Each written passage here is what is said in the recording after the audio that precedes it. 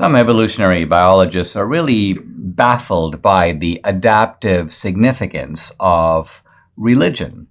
The atheist Richard Dawkins says that maybe religion serves the purpose of what he calls wishful thinking. Wishful thinking. So his argument is that religion has persisted over the centuries in so many different cultures because people like to believe things that aren't true. And this gives them a certain type of psychological comfort.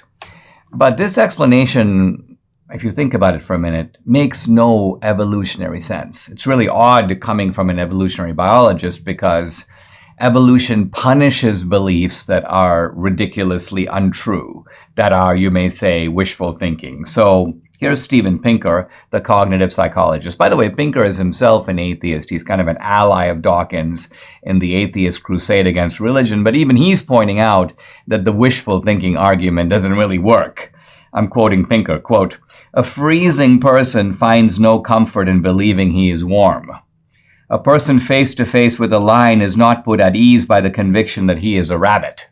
In other words, what Pinker is saying is that, yeah, if you have people who like to believe things because they wish they were true. Hey, I'm really cold, but I wish I was warm, and that's somehow going to make me feel better. He goes, no, it doesn't make you feel better. In fact, it gives you the illusion that you don't have to go find a warmer place, and so you're more likely to freeze because you have this wrong belief that your imagination can kind of create warmth.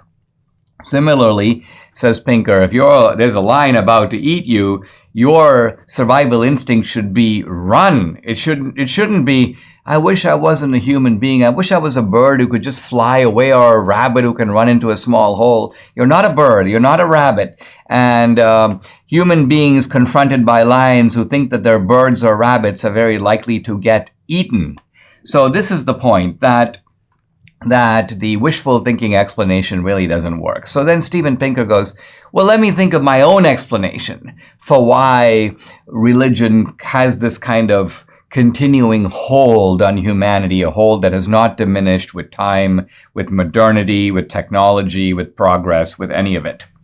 And Pinker gives an explanation, I think, that is in a way no better than Dawkins, which is he goes, well, maybe there is a, quote, God module in the brain that predisposes people to believe in transcendence or in the Almighty.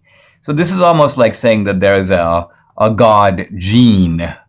But of course, that only begs the question, how would this God gene have evolved? What is its adaptive purpose? So you're not explaining something by simply saying that there is a gene.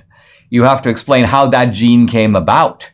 So, for example, just to take a look at a different area, if I were to ask you to account for the fact that men are more, let's say, aggressive than women, something that is true, certainly on average, and can be verified by looking inside any prison population to see that violent crimes are disproportionately committed, for example, by men, it's no answer to say, well, men have a kind of aggressive tendency or an aggression module. The question obviously becomes, why is it that the male physiology has developed in such a way as to have this predisposition? So in other words, I don't think that this God module explains anything. It's another way of saying I don't have an explanation. In fact, Pinker kind of admits this when he goes on to say, in effect, he says, hey, listen, maybe there really is no evolutionary value to the so-called God module, but maybe it developed in conjunction with other things that do have evolutionary value. So it's kind of an accidental byproduct of that. And again, this is another way of confessing I don't know the explanation. If somebody asks you, how do you explain this little squiggly mark?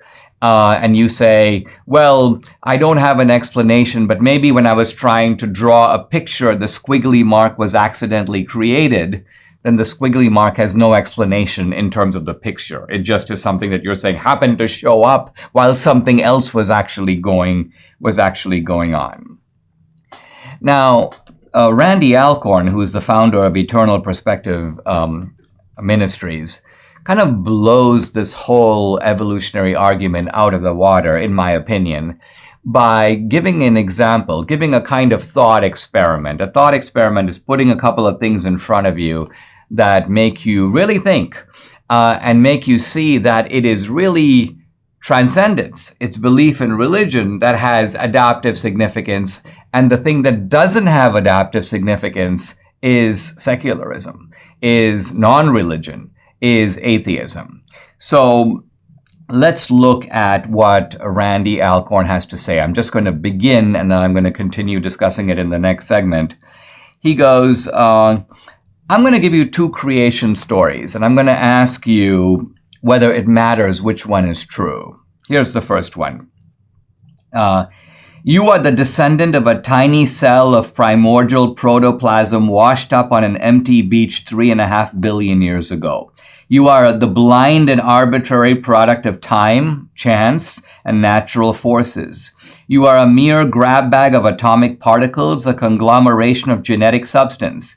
You exist on a tiny planet in a minute solar system in an empty corner of a meaningless universe. You are a purely biological entity, different only in degree, but not in kind, from a microbe, a virus, or an amoeba. You have no essence beyond your body, and at death you will cease to exist entirely. In short, you came from nothing and are going nowhere. This is the first account. When we come back, I'll pick it up and give you Randy Alcorn's second account. And the question you want to keep in mind is, which account is more likely to give human beings a sense that I want to live, I want to continue living, I want to have children that persist into the next generation? In other words, which of these two accounts lends itself to a greater adaptive or perhaps Darwinian survival value?